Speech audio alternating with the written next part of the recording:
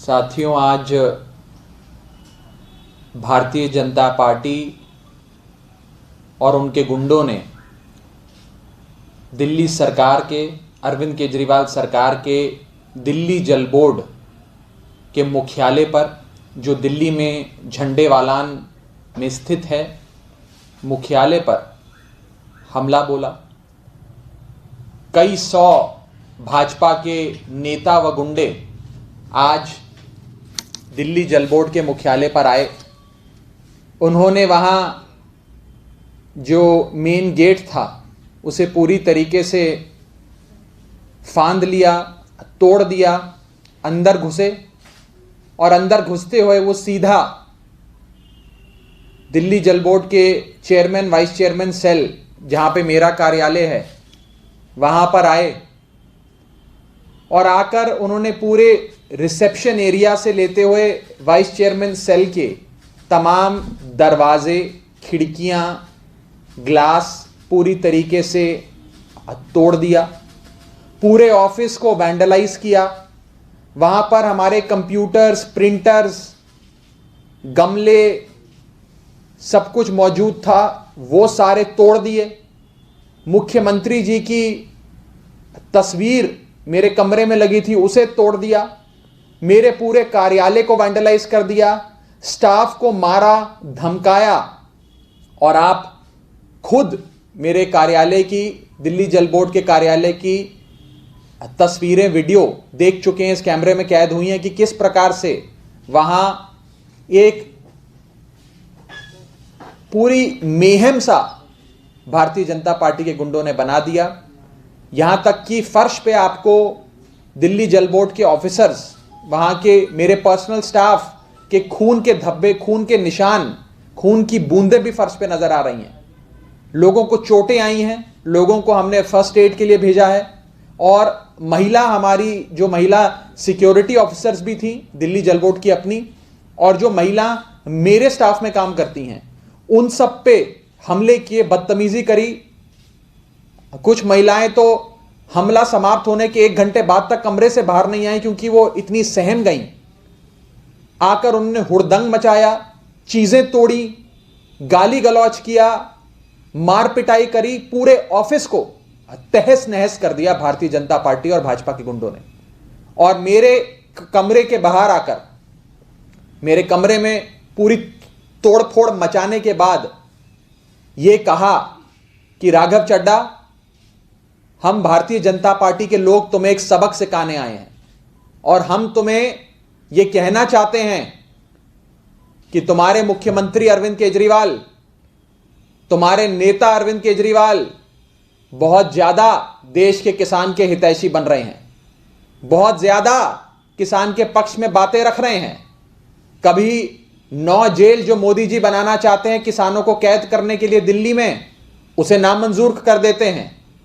कभी अरविंद केजरीवाल सेवादार की भूमिका में पूरी पार्टी को किसानों की सेवा में लगा देते हैं, और कभी ये 3 कानूनों को फाड़कर इन कानूनों के खिलाफ अपना विरोध दर्ज कराते हैं। राघव चड्ढा, हम तुम्हें चेतावनी देने आए हैं कि अरविंद केजरीवाल को और अपनी पूरी पार्टी को समझा दो कि किसानों के पक्ष में बात करना बंद करे, किसानों का हितैषी बनना बंद करे और किसानों की मांगों का समर्थन करना बंद करें। नहीं तो जो हश्र आज हमने तुम्हारे कार्यालय का करा है, जो हश्र आज हमने तुम्हारा और तुम्हारे स्टाफ का किया है, यही हश्र अब हम आने वाले समय में आम आदमी पार्टी के हर नेता का करेंगे। यहां तक कि भाजपा के गुंडों ने यह भी कहा कि आज से कुछ दिन पहले हमने अरविंद केजरीवाल के घर का घेराव किया, अरविंद केजरीवाल को हाउस अरेस्ट किया, उनके घर के बाहर डेरा जमाकर बैठ गए और उसके कुछ दिन बाद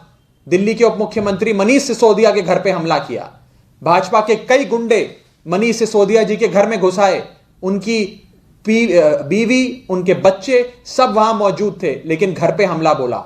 इसी प्रकार से आज हम तुम्हारे घर पे हमला बोलने आए हैं, तुम्हारे कार्यालय पे हमला बोलने आए हैं। राघव चड्ढा, अब हम तुम्हें सबक सिखाएंगे, सीख जाओ और अपने केजरीवाल को जाकर समझा देना कि किसानों का पक्ष लेना बंद करे, किसानों की सहायता करना बंद करे। उन्होंने एक और बात कही, उन्होंने कहा कि तुम लोग जैसे प्रधानमंत्री मोदी जी कह रहे हैं वैसे वैसे काम करो, नहीं तो आने वाले समय में इस प्रकार के जानलेवा हमले हम तुम लोगों पे और भी करेंगे, तुम्हारे सारे नेताओं पे करेंगे। अभी तो अरविंद केजरीवाल, मनीष सिसोदिया और राघव चड्ढा पे करे हैं, आने वाले समय में तुम सब पे ऐसे जानलेवा हमले होंगे, तुम लोग सावधान हो जाओ। आज हम तुम्हें एक वार्निंग देने आए हैं, चेतावनी देने आए हैं।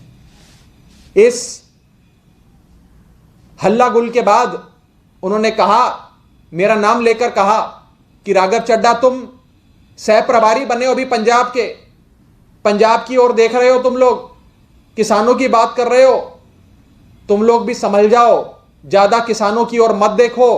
और खुले तौर पे जान से मारने की धमकी दी। मैं आपको यह स्पष्ट कर देना चाहता हूं कि भारतीय जनता पार्टी के गुंडे चाहे जितना मर्जी हम पे हमला कर लें, हम लोग डरने वाले नहीं हैं, हम लोग उनकी तरह कायर नहीं हैं।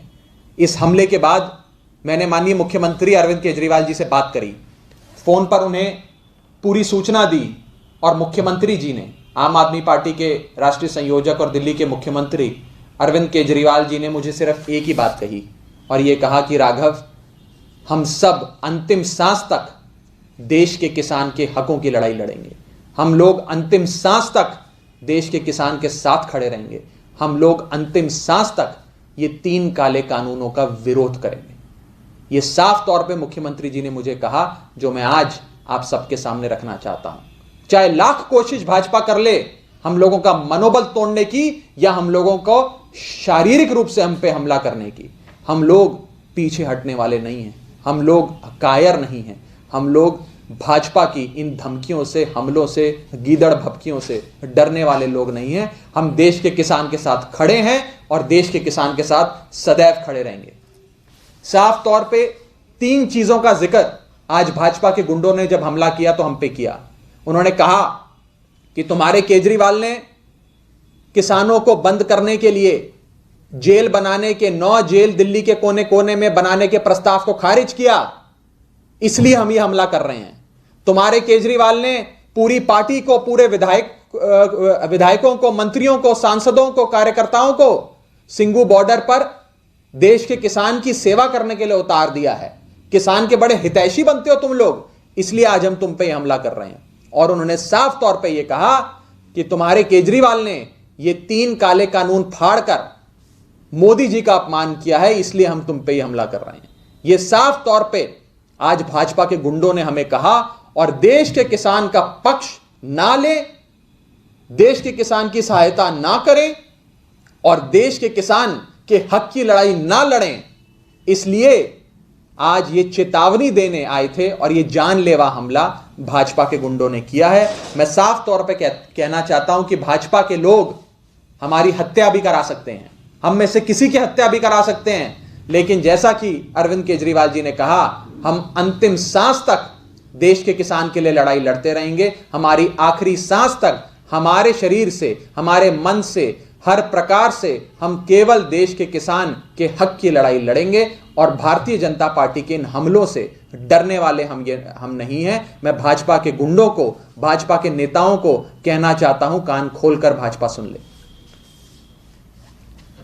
इस संदर्भ में किसी भी साथी का कोई सवाल हो तो आप पूछ सकते हैं। नारा लगा रहे थे क्या जब आए थे आपका ऑफिस पे? नारा भी लगा रहे थे, चिल्ला भी रहे थे, धमका भी रहे थे और जो जो चीजें मैंने आपको कही, ये सारी चीजें कह रहे थे। और ये घोषित था।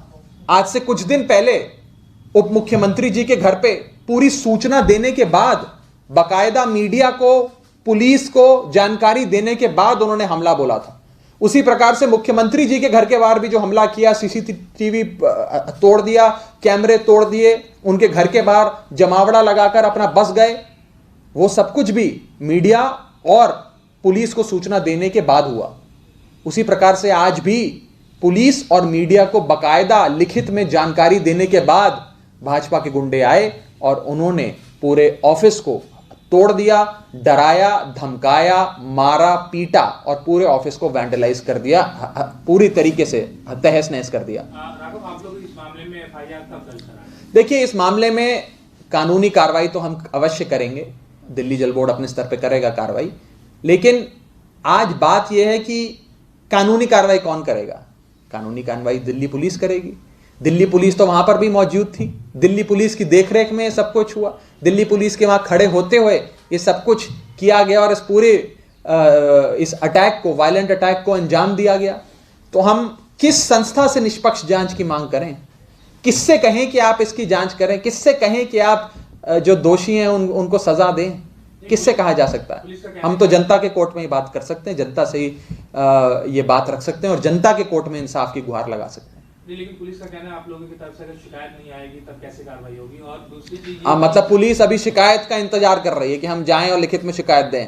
पुलिस वहां मौजूद थी, डीसीपी मौजूद थे, तमाम पुलिस कर्मी ऊपर से लेकर नीचे तक वहां मौजूद थे, उनकी देखरेख में यह हुआ है। लेकिन पुलिस अभी भी कार्रवाई नहीं कर रही है, वो इंतजार कर रही है कि हम उनके पास जाएं और उनको कंप्लेंट दें। ये तो हास्यास्पद है, ये दिखा देता है कि पुलिस की मंशा क्या है और कितनी गंभीर है दिल्ली पुलिस इस सारे मसले में जांच करने के लिए।